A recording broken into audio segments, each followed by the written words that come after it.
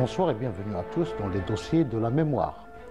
Rien, absolument rien ne sera plus jamais comme avant après la tragédie, les massacres de mai-juin 1945. Toutes les couches sociales en Algérie ont compris que le colonialisme, pour qu'il soit vaincu, nécessite plus qu'un sursaut d'orgueil, plus qu'une révolte circonstancielle, mais une action politico-militaire d'une grande ampleur. Nous allons revenir aujourd'hui sur les impacts, les conséquences des massacres du 8 mai 1945 sur le mouvement national et la lutte pour l'indépendance des Algériens. Pour ouvrir cette page d'histoire, j'ai le plaisir de recevoir l'historien Mostafa Saadawi de l'Université de Bouira. Il est également directeur du laboratoire de recherche Histoire locale, Mémoire collective et Nouvelle approche. Monsieur Mostafa Saadawi, bonsoir et bienvenue dans les dossiers de la mémoire. Merci beaucoup, bonsoir, merci beaucoup pour cette invitation. Alors, 8 mai 45, incontestablement, était un moment de basculement dans notre histoire contemporaine. Oui, effectivement. Réellement, les massacres de 8 mai ne sont pas une exception, parce que toute la présence coloniale en Algérie, qui a duré plus d'un siècle et 32 ans, est charnée par les massacres depuis 1830 jusqu'à 1962, bien sûr.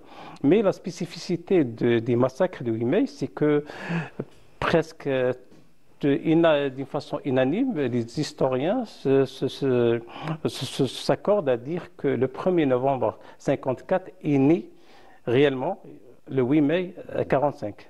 Pourquoi ? Parce que ces événements-là, ces massacres-là du 8 mai sont venus dans un contexte social, économique et politique bien spécifique. Et géopolitique même. Bien sûr, géopolitique même. Quand je dis politique, ça veut dire soit politique intérieure ou politique internationale, sur le plan international. Pour commencer par le commencement, l'idée de la résistance armée qui va jaillir de ces massacres-là n'est pas nouvelle réellement. Elle est aussi ancienne que la présence coloniale elle-même. Depuis 1830, les Algériens résistaient en utilisant avec les armes à l'occupation. Mais la spécificité ici du 8 mai 1945, c'est que toutes ces résistances-là, ces insurrections-là, qui durant le 19e, même le début du 20e siècle, étaient vouées à l'échec, pour des raisons bien objectives. Ouais.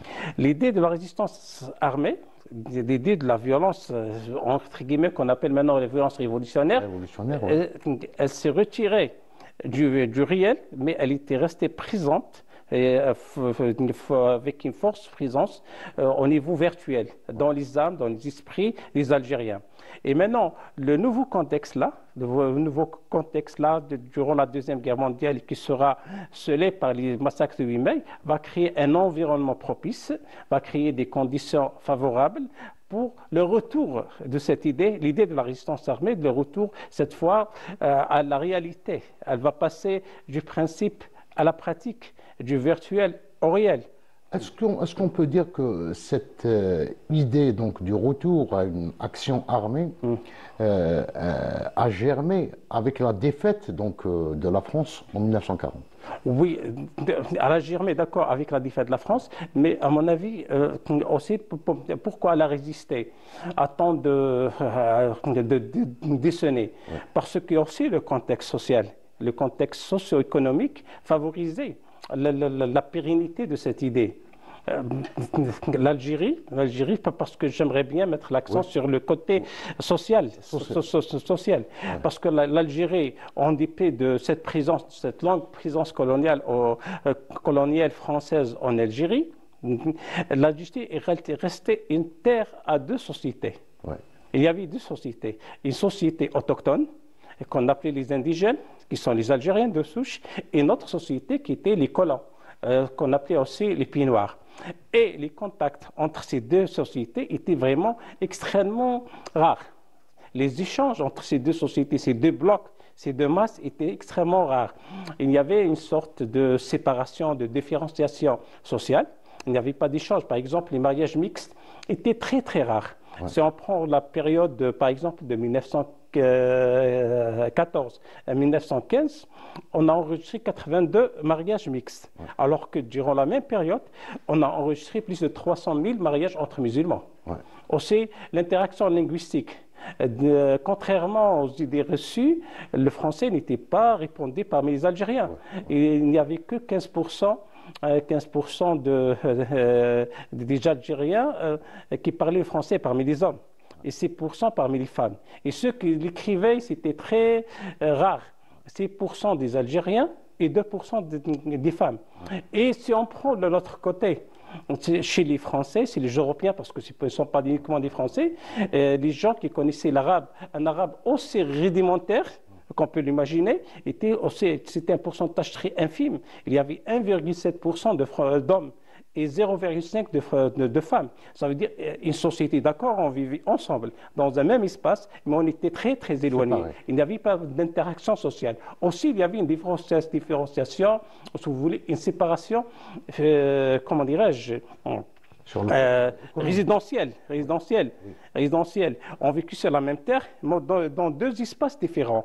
Les Européens, la majorité des Européens vivent dans le milieu urbain. 40% des colons, des Pieds Noirs, des Européens si vous voulez, vivaient dans deux grandes villes, Alger et Oran. 80% des Pieds Noirs, des colons, vivaient dans 46 communes urbaines.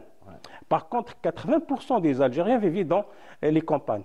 Et les 20% qui vivaient dans les villes, vivaient dans des quartiers arabes, séparés des Européens, et généralement dans les banlieues. Dans la périphérie. Donc. Voilà, dans la périphérie. Alors, il n'y avait pas de contact. Il y avait deux sociétés qui ne changeaient pas entre elles. Ils ne changeaient pas. Et le rapport entre ces deux sociétés-là était, on peut dire, érigé par le principe d'antagonisme mutuel. Mutuel. Il y a quelqu'un qui a, dans ses mémoires, Pierre Chollet, parlé d'apartheid. Oui, d'apartheid. Effectivement, c'est l'apartheid. C'est l'apartheid. L'une de deux parties est de trop. Elle devrait disparaître. Les colons, les Pieds Noirs, les Européens, parce que leur présence en Algérie est consacrée par la violence, par une violence dans l'extrême violence, alors ils se sentaient comme si, à l'instar d'un corps étranger, dans un organisme vivant, s'il n'arrive pas, et cet organisme n'arrive pas à le digérer, l'assimiler, alors il est condamné à être rejeté. Et pour ça, alors ils avaient une haine. Ils avaient une adversité envers la société indigène, envers la société algérienne. Alors ils ont fait tout pour déstructurer la société, pour déshumaniser les membres des Algériens. Et ils ont fait tout.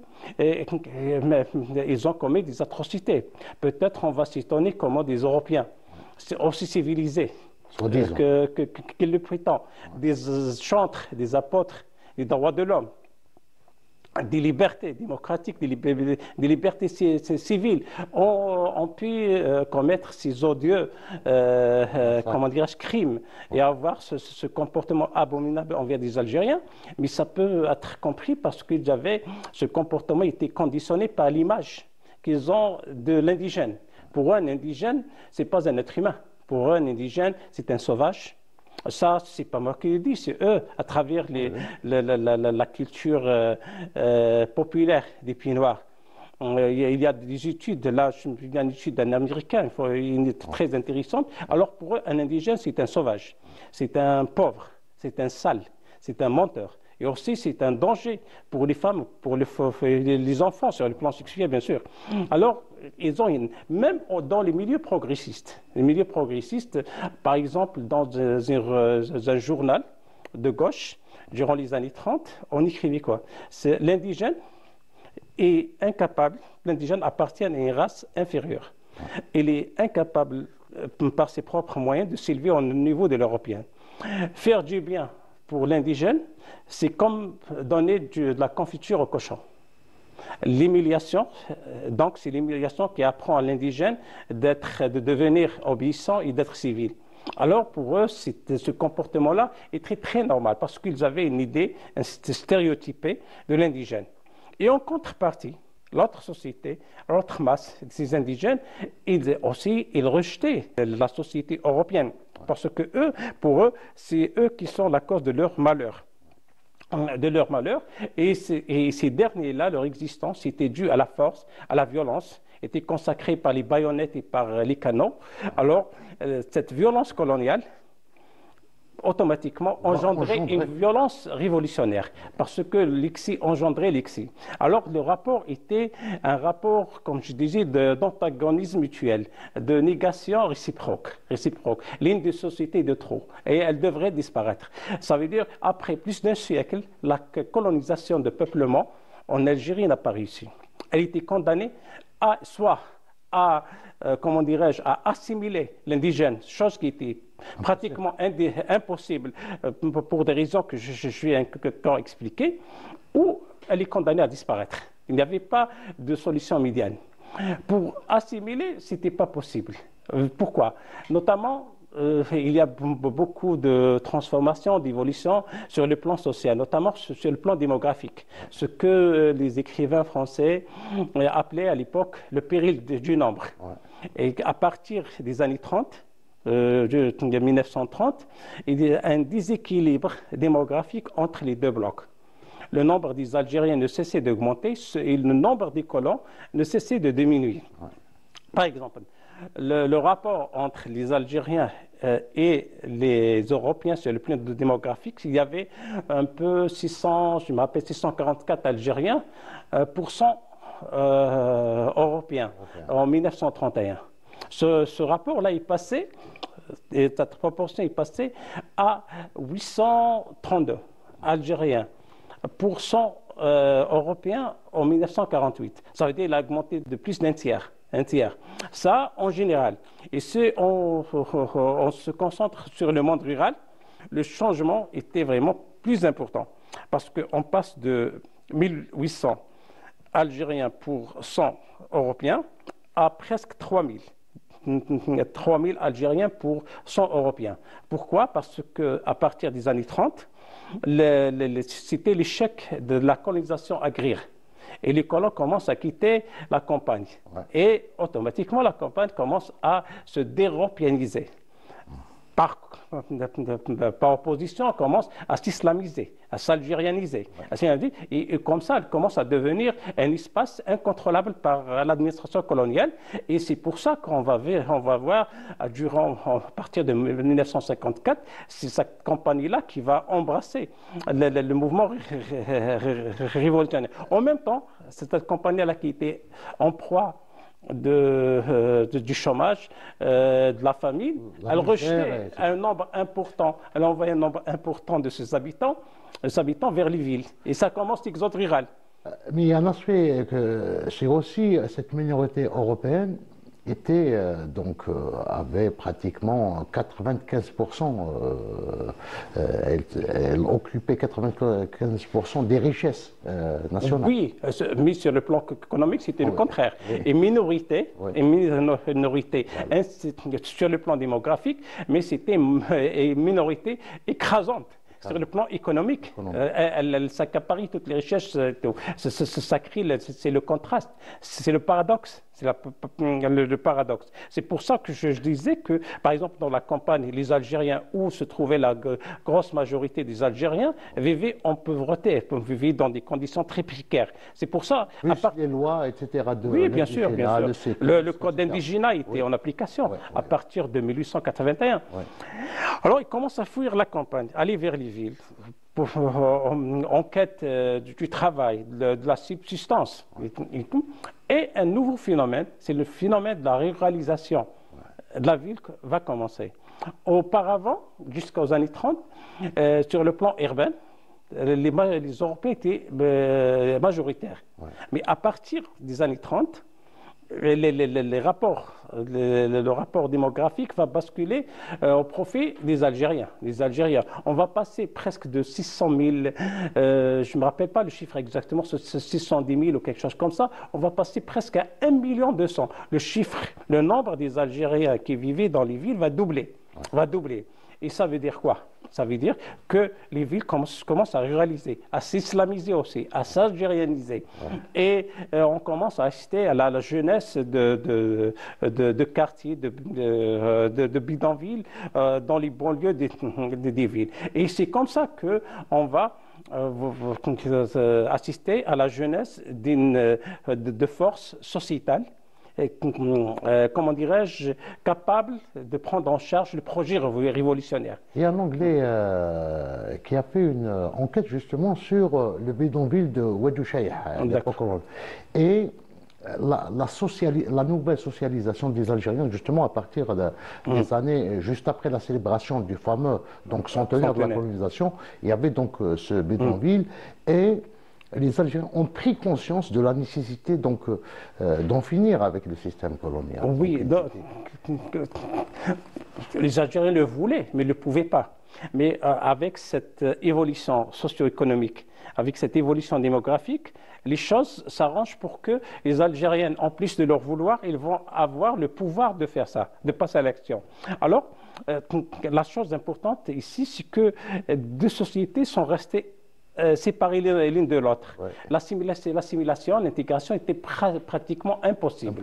Et ça nécessitait la disparition de l'une des deux parties, soit la société étrangère qui est transplantée en Algérie, la société européenne, le bloc européen, où les Algériens vont être soit exterminés, ça vient un génocide, chose qui était impossible. Bugeaud a essayé de le faire. Ce qu'on essayait déjà le long du 19e siècle, oui. Ça a échoué, où on va les assimiler, chose qui était aussi impossible. Voilà. Impossible. On va arriver aux années de la Deuxième Guerre mondiale. Oui. Et ça sera un tournant décisif. Pourquoi? Un tournant décisif parce que plusieurs événements vont contribuer à, comment dirais-je, oui. Donc le premier événement, c'est la débâcle de 1940. Oui, la débâcle et la défaite de la France, juin 1940. Ouais. Juin 1940. La France n'a pas résisté plus de 5 semaines aux forces nazies. Et l'héros de la France durant la Première Guerre mondiale, le maréchal Pétain, il va signer l'armistice. Et il va accepter de diriger une partie de la France sous le joug des nazis. Alors, ça, c'est vraiment un coup fatal pour la France. En contrepartie, c'était bénéfique pour les Algériens sur le plan psychologique, parce que ça a libéré les Algériens du complexe de la crainte.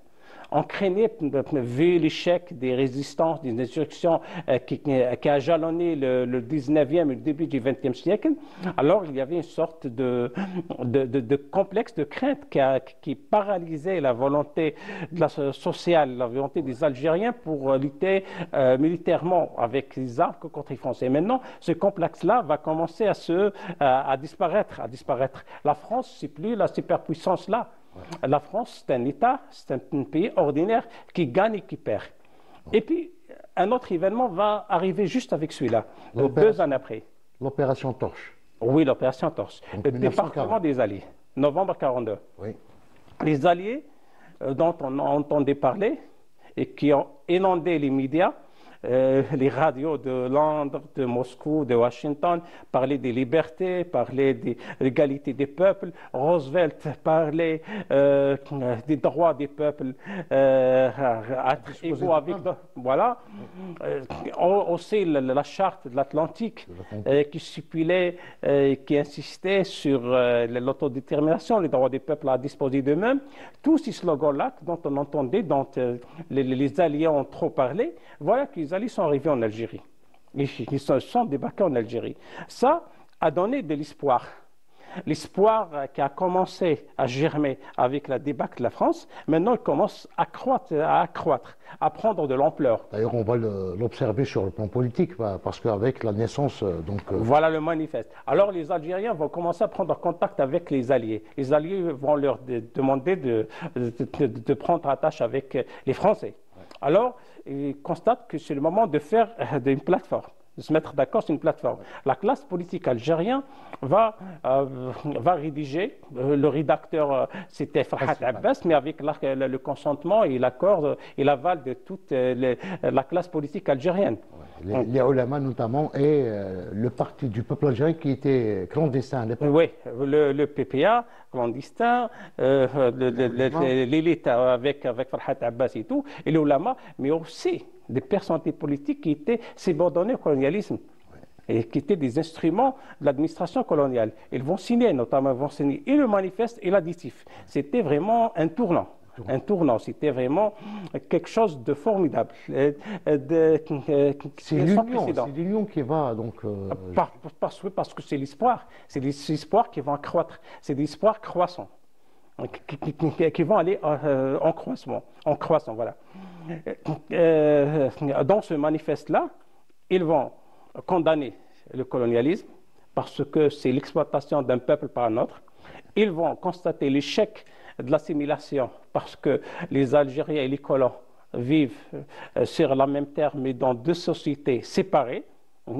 Et par conséquent, ils vont réclamer et revendiquer l'application du droit du peuple à disposer d'eux-mêmes. Voilà, c'est le manifeste. Mais la réponse des Alliés, notamment des Français, n'était pas à la hauteur des espoirs des Algériens. En mars 1944, la France, représentée par De Gaulle, va signer une ordonnance, l'ordonnance de mars 1944, et il va donner certains privilèges pour une petite catégorie d'Algériens. C'est comme si c'est en retour aux années 30, au projet Plan Violette. Alors que c'est un passé très lointain pour les Algériens. Maintenant, on parle d'indépendance, on parle d'autodétermination. Oui. C'est pour ça que la classe politique, qui était unanime sur le manifeste, sur la plateforme appelée Manifeste du peuple algérien, elle va décider de jeter cette fois ce manifeste-là, cette idée-là, à la rue. Et le peuple qui va l'embrasser. Et c'est comme ça que les revendications de du manifeste... D'ailleurs, en peu de temps, on a eu 600 000 adhérents. Oui, 600 000 avec 150 sections à travers le pays. Même des cellules ont été créées dans des régions très lointaines, dans des montagnes, dans des petits dachara, des petits villages. Vraiment, c'est un mouvement qui a pris de l'ampleur. Il y avait une dynamique extraordinaire. Avant, juste 39, c'était une minorité qui parlait, une minorité insignifiante et qui était marginalisée, qui étaient les éléments du PPA qui parlaient de l'indépendance ou de l'autodétermination. Maintenant, voilà, c'est toute la classe politique. Et puis, cette revendication, elle était prise en charge par les masses. C'est devenu un mouvement de masse. Et ça avait un impact très, comment dirais-je, intéressant sur le peuple algérien, sur les Algériens. Il y avait un changement psychologique que les archives, que les documents de l'administration coloniale ont enregistré. Par exemple, le Khamas là, maintenant, il s'adressait, il parlait d'égal à égal avec le colon. Et il n'accepte plus l'humiliation. Et des fois même, il n'accepte pas de travailler chez le colon, chez le pied noir. Les élèves à l'école, quand leur enseignant leur parle d'esclavagisme, il y a des élèves qui disent « comme nous, monsieur ». Comme nous. Et il y a aussi, dans certaines classes, ça c'est des documents français qui ont enregistré ça. Quand l'enseignant parlait de nos ancêtres les Gaulois, ils réagissent négativement, ils disent non, nos ancêtres ne sont pas les Gaulois. Ça veut dire qu'il y avait un changement psychologique qui s'est manifesté par des comportements et ça a fait peur à la société pied noir et à l'administration coloniale. Alors, quelle était justement la réaction de l'administration coloniale qui observait l'évolution donc de cet éveil. Ils ont décidé de faire stop, d'arrêter cet ouragan, cette tempête, pardon. Et ils ont décidé de mettre fin.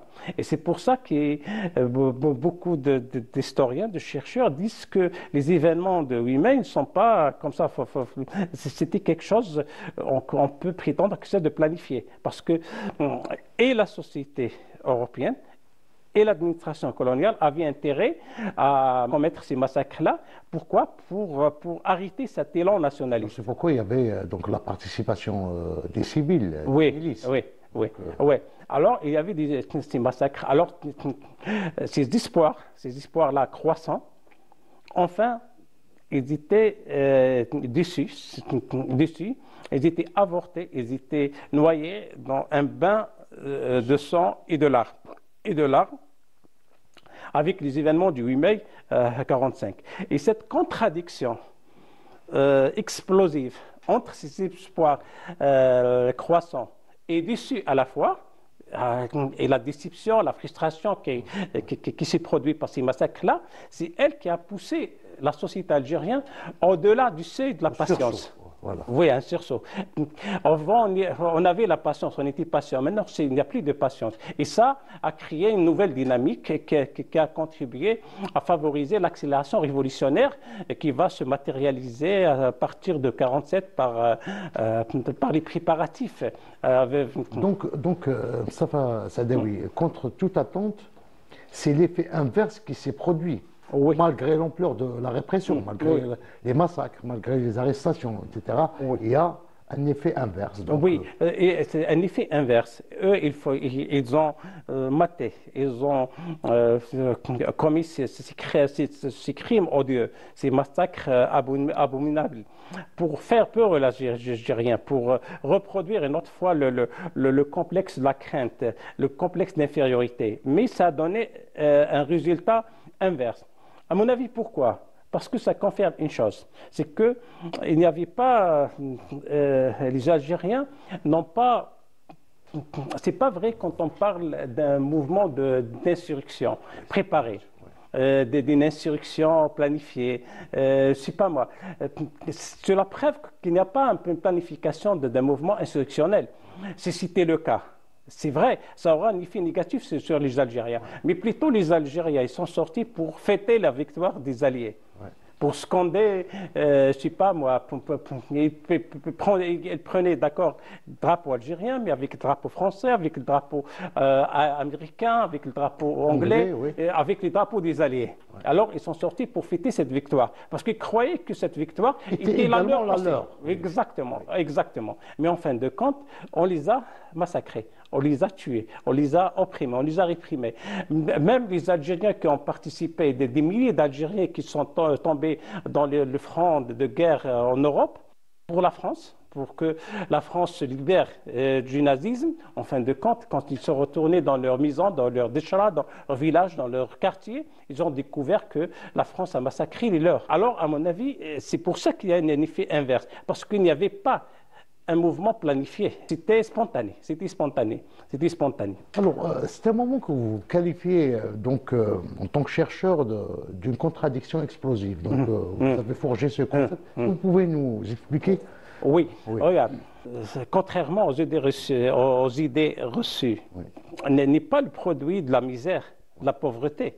Généralement, les gens qui vivent dans la misère et dans la pauvreté et dans des conditions précaires ne font jamais la révolution. Ils sont soumis. Ils sont toujours, ils acceptent toujours la soumission. La révolution française, pourquoi c'était en France et pas en Russie ou en Autriche? La révolution, généralement, d'après les chercheurs, d'après les philosophes, les spécialistes dans ce domaine-là, est dû à un espoir déçu. Quand on a un espoir, et l'espoir, il prend de l'ampleur. Et il prend de l'ampleur, il arrive au paroxysme. Tout à coup, soudainement, cet espoir-là, il est déçu. C'était la déception, la frustration. À ce moment-là, on ne peut pas attendre. On dépasse le seuil de la patience. Et on passe à la révolution. Généralement, c'est l'espoir déçu qui provoque un mouvement révolutionnaire. Et ce que les Algériens ont vécu en 1945, c'est pour ça que je parle de contradiction explosive. L'espoir a commencé à prendre de l'ampleur. À partir de la débâcle de 40, juin 40. Et les Algériens pensaient que le problème colonial sera réglé dans peu de temps. Et que la victoire des Alliés ce sera la leur aussi. Et tout à coup, tous ces espoirs-là sont noyés dans un bain de sang et de larmes, comme Dieu dit. Alors, comment le mouvement national va? C'est vrai qu'après les massacres, il y avait vraiment, donc, il y avait la scène politique algérienne était bouleversée, complètement bouleversée. Oui. Donc, c'est l'effondrement des AML. C'est-à-dire avant 47, c'est-à-dire entre 1945 et 1947, il va y avoir donc une tentative de reconstruire de nouveau, notamment. Oui, oui. Alors, les conséquences de sur ces deux premières années. D'accord, la première année, rien n'y était, parce que c'était les massacres, et puis on a mis en prison, on a arrêté des milliers. Mais avec l'amnistie, comment dirais-je, l'amnistie générale en 1946, le mouvement national commence à se restructurer. Farhat Abbas, il va former son parti, l'UDWA. Les oulémas, ils vont reprendre leur travail sur le plan éducatif et sur le plan de l'enseignement. L'Abbas avait décidé à boycotter toute activité politique. Il refusait de participer aux élections. Mais le Kamben... Mais il va y avoir un débat. Parce qu'à la libération de Msaleh en 1946... Oui, le symbole, cette personnalité charismatique et qui incarnait la révolution. Une fois revenu en Algérie, de Brazzaville, alors il décide de participer aux élections. Alors, pour rappel, il sera assigné à résidence à Bouzaria. Donc il n'avait pas le droit de non, il va passer par Paris. Il va passer par Paris. Il va rencontrer son ex-avocat, je ne me rappelle pas, qui est devenu à l'époque ministre de l'Intérieur. Aussi, il va rencontrer Azim Bacha. Tous ces hommes politiques-là, et français et arabes, vont lui conseiller de profiter de la nouvelle conjoncture qui est en train et de la nouvelle brèche qui est en train de s'ouvrir pour faire avancer la cause algérienne. Alors, il croyait que vraiment c'est l'occasion d'ici de participer aux élections qui étaient les élections parlementaires prévues pour le mois de novembre 1946. Alors que le parti avait décidé de boycotter ces élections, et notamment la jeunesse, parce que la jeunesse a adhéré massivement au parti après les massacres, durant la Deuxième Guerre mondiale, bien avant le massacre, durant la Deuxième Guerre mondiale. Et cette jeunesse-là, sa conscience s'est forgée durant les années de guerre. Elle n'a pas connu le militantisme politique d'avant-guerre. Entre les deux guerres, elle n'a pas connu. En Kabylie, Alger, à Belouizdad, à Constantinois, Tlemcen, un peu partout. Alors, voilà qu'ils ont une idée idéale et idéalisée du chef suprême de Messalie. Voilà que Messalie est arrivé, il dit, voilà, on va participer aux élections. Ça crée vraiment un tremblement, ça crée une secousse au sein du parti. Mais il va y avoir un paradoxe parce que Messalie présente une liste, elle sera rejetée. Et puis, les partisans du boycott, à savoir donc Lamine Debarine qui commence à émerger pendant la guerre avec d'autres jeunes, ça sera sa liste qui sera retenue. Parce qu'à la dernière minute, ils vont décider également de présenter une liste. L'essentiel, c'est pas quelle liste qu'on a acceptée. L'essentiel, c'est qu'on a participé, en fin de compte, on a participé aux élections. Et le parti a gagné, a eu 5 sièges. 5 sièges au Parlement français. Au palais Bourbon. Bourbon. Debarine, Khidr, Jamaldine Derdour, c'est un dentiste à Constantine. Jidi Khidr, encore Derdour, il a pu avoir arraché 5 sièges au Parlement. Mais le problème, c'est qu'il a gagné les élections, il a pu avoir 5 sièges au Parlement français, mais le parti est en danger. Maintenant, la jeunesse, notamment à Alger, à Belouizdad, en Kabylie, commence à former des comités de vigilance et commence à penser à bloquer les cotisations. Alors, il fallait régler le problème. problème, on va organiser une conférence de cadres en décembre 1946 pour convaincre cette jeunesse-là de la justesse et de la lucidité de la décision de Missali de participer. Mais ça n'a pas donné de résultat. C'est pour ça qu'on est allé au Congrès. C'était un moment important. C'était un moment important. Donc, cette conférence des cadres de la fin de l'année. Décembre 1940. Il y avait un débat vraiment. Oui, il y avait un débat. Mais c'est un débat qui n'a pas abouti. Qui n'a pas abouti parce que l'objectif de la direction du parti, bien sûr, Missali en premier, c'est de convaincre ces jeunes cadres-là que ce qu'il a fait le parti, c'est quelque chose c'est une décision sage. Alors, eux, ils sont jeunes, ils ont de l'enthousiasme, ils ont de zèle, mais les vieux routiers, eux, ils ont l'expérience, ils ont la sagesse. Alors, la décision, elle est sage. Il faut l'accepter. Mais ce n'était pas le cas. C'est pour ça qu'il fallait aller au Congrès. Alors, avant, on va laisser le Congrès vers oui, après.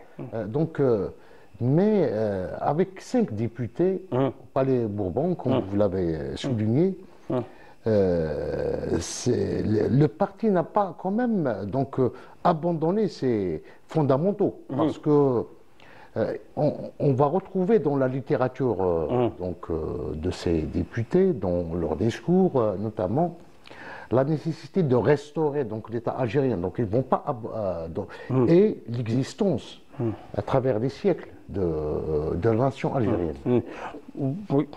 Oui, écoute, la différence n'était pas sur les objectifs. Tout le monde s'accordait, soit l'ancienne génération qui a milité les années 20, les années 30 et tout, ou la nouvelle génération qui vient d'adhérer au parti durant les années de la Deuxième Guerre mondiale.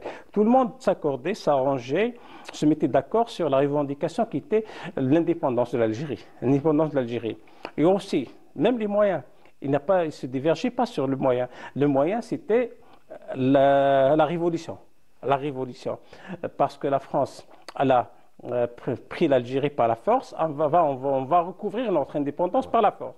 Alors, mais le problème, c'est que, qu'est-ce que c'est la révolution? On avait deux conceptions différentes de la révolution. L'idée de la révolution, le concept ou la conception de la révolution chez Missali, et les jeunes du parti. Voilà, et c'est les vieux routiers. C'était une chose. Pour les jeunes, c'était une autre chose. Alors, voilà. Pour Missali, la révolution, pour lui, c'est un mouvement de masse. Alors, ça ne se contredit pas avec la politique, avec l'action politique. C'est comme la Révolution française, c'est comme la Révolution bolchevique, jusqu'à Fellini.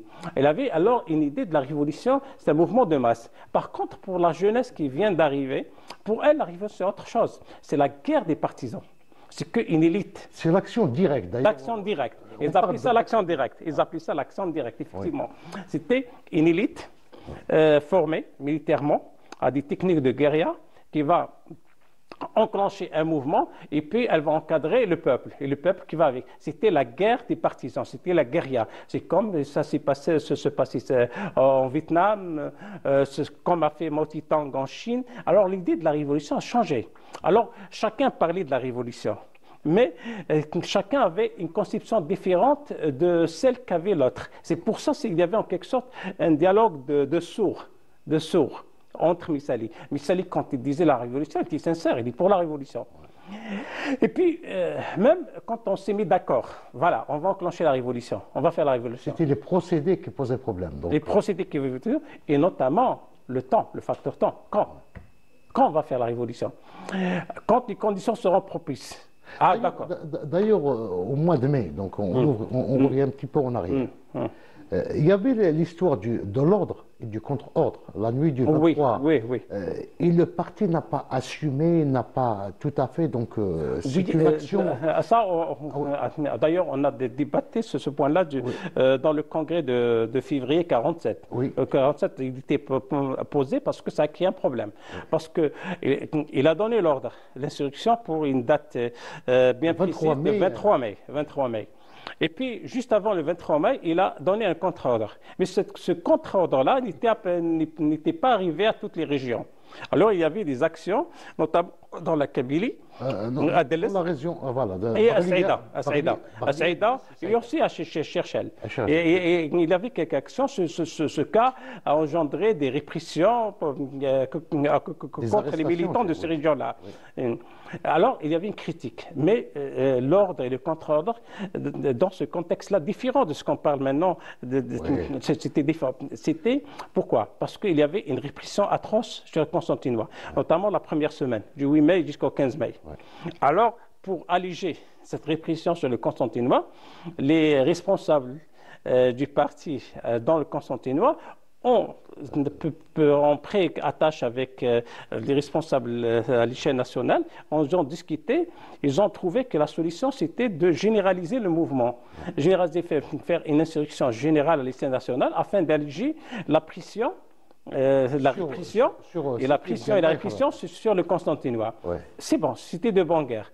Mais avant le 23, les choses sont rentrées en quelque sorte, entre guillemets, dans l'ordre au Constantinois. Alors, si on va faire un mouvement insurrectionnel auquel on n'est pas prêt, on ne s'est pas préparé, ce sera une action subsidiaire. Et c'était de bonne guerre aussi, de prendre la décision d'annuler cet ordre-là. On a donné un contre-ordre. En contre-ordre à toutes les régions, les contrées du pays pour ne pas passer à l'action. Mais malheureusement, ce contre-ordre-là, comme on l'a dit, on vient de le dire juste maintenant, il n'était pas arrivé à toutes les régions, notamment en Basse-Kabylie et à Saïda, à Cherchel. Voilà. Donc voilà, ce sera un élément, vous l'avez dit, qui a été évoqué, qui a été discuté pendant le congrès. On arrive au congrès de 1947 parce que, voilà, donc 47, c'est une date. Et ceci, excusez-moi, ceci confirme une autre fois que ce qui s'est passé en mai 1945 n'était pas un mouvement insurrectionnel comme le prétend certains historiens français. Ça confirme qu'il n'y a pas une préparation. D'accord, après la répression, après les massacres, on a pensé à organiser un mouvement insurrectionnel à la va-vite. Mais avant, il n'y avait pas de planification. Justement, est-ce que ceux qui parlent du mouvement insurrectionnel, c'était pour un petit peu légitimer la répression? Oui, c'est pour légitimer et pour dire que l'administration était contre l'administration coloniale et aussi, bien sûr, la société des Pieds Noirs était contrainte de réagir de cette façon. Mais ce n'était pas vrai. Il n'y avait pas un plan insurrectionnel. D'accord. Après les massacres, on a pensé à passer à l'action. À faire une insurrection pour alléger sur une région du pays. Mais avant, il n'y avait pas rien de cela. C'est pour ça que je dis que cette répression n'a pas pu briser l'élan nationaliste, paralyser la volonté des Algériens de se débarrasser du colonialisme, parce qu'on n'avait pas essayé pour échouer. On n'a rien fait. On était pacifique. On est descendu dans la rue pour fêter la victoire des Français et des Alliés. Et en contrepartie, on est reçu avec des balles, avec des baïonnettes, avec des avions qui bombardent les Dachra, avec les forces maritimes françaises qui bombardent aussi les villages, avec des tirailleurs sénégalais, des colons, alors qu'on n'a rien fait. On est heureux. On est content parce que les Français se sont libérés, parce que les Alliés, le monde libre, a vaincu les dictatures. En fin de compte, on nous a récompensé de cette façon-là. Ils étaient ingrats envers nous, alors que des milliers d'Algériens qui sont tombés pour la France, qui sont morts pour la France. Alors, le congrès de 47, donc février 1947, il va y avoir l'un des plus grands congrès de l'histoire du PPA-NTRD. Toutes les questions seront abordées et notamment le premier point c'était est-ce qu'ils ont tiré l'enseignement des massacres? Oui, ils ont tiré sur l'enseignement et l'enseignement a été tiré bien avant le congrès. C'est tous les Algériens qui se sont mis d'accord que la France ne peut pas comprendre un langage pacifique. Il faut utiliser la force. Parce que, comme je disais, la violence coloniale impose la violence révolutionnaire. Mais la divergence de la cité, quand est-ce que les conditions sont propices pour l'environnement et adéquat pour passer tout de suite, ici et maintenant, à l'action directe, ou il faut attendre et préparer parce que la conjoncture internationale n'était pas favorable, parce que les forces colonialistes commencent à récupérer leurs forces grâce au plan Marshall. Aussi, une alliance atlantique commence à se former et tout et tout. Pour certains, les conditions ne sont pas propices. Et toute tentative d'action directe sera une action suicidaire. Pour d'autres, le moment est opportun. Il faut passer à l'action. Ça veut dire, sur le principe, ils sont d'accord. Mais sur la décision, quand est-ce qu'on va prendre la décision, quand on va passer à l'action, c'est là la différence. Et puis, il y a un deuxième point, c'est comment faire sortir le parti de la clandestinité. Oui. Parce que le PPR était toujours clandestin jusqu'à 1947. Oui, Missali, quand il a participé à l'élection, il a en quelque sorte créé le MTLD. C'était un titre électoral, le Mouvement pour le triomphe des libertés démocratiques. Maintenant, dans ce congrès-là, il y a une proposition de transformer ce titre-là en une organisation partisane, en un parti qui va s'appeler Mouvement pour le triomphe des libertés démocratiques, qui sera une devanture, qui sera une façade. Voilà, et la façade du parti. Mais tout en préservant, bien sûr, l'organisation clandestine qui était le PPA. Ouais. Et d'autres militants plus jeunes ont proposé de créer une organisation paramilitaire et clandestine, et ultra-clandestine. En fin de compte, comme vous le savez, le Congrès va entériner toutes les propositions. On va sortir avec 3 décisions. On va créer le MTLD, on va créer l'OS, qui sera l'organisation. Et on va renforcer le PPA. Et on va renforcer et préserver le PPA qui va rester dans la clandestinité. Au cas où le MTLD est dissous, on a toujours une organisation qui est active. Mais la nouveauté, c'était incontestablement la mise en place de l'organisation de l'OS. C'était la première, je ne sais pas, c'était l'unique expérience à travers toute l'histoire algérienne. L'OS, on va créer une organisation ultra-clandestine et paramilitaire et qui a pour mission de préparer l'action directe, de préparer la révolution armée. Alors, nous allons consacrer la semaine prochaine une émission spéciale à la création, l'évolution de l'OS. J'aimerais donc, pour conclure un petit peu, revenir sur les les principaux bouleversements ayant caractérisé cette phase cruciale de notre histoire, à savoir le 8 mai 1945. Oui, l'essentiel, c'est que l'idée de la résistance armée, de la lutte armée, que je disais tout à l'heure, qui était une idée aussi ancienne que l'occupation elle-même, mais qui s'est manifestée, s'est concrétisée durant le 19e et le début du 20e siècle par des résistances, par des insurrections. Cette idée-là, après l'échec de ces tentatives d'insurrection, s'est retirée maintenant avec le nouveau contexte, la Deuxième Guerre mondiale, et notamment les massacres du 8 mai, elle va revenir. Cette fois, elle va passer de l'état latent à l'état mouvant. Elle va passer de la puissance à l'acte. Elle va revenir du virtuel au réel. Et maintenant, c'est ça la nouveauté, et c'est l'impact de ces massacres-là. Ces massacres-là, c'est pour ça qu'on dit qu'ils ont représenté un tournant révolutionnaire, un tournant décisif et révolutionnaire dans le parcours du mouvement national.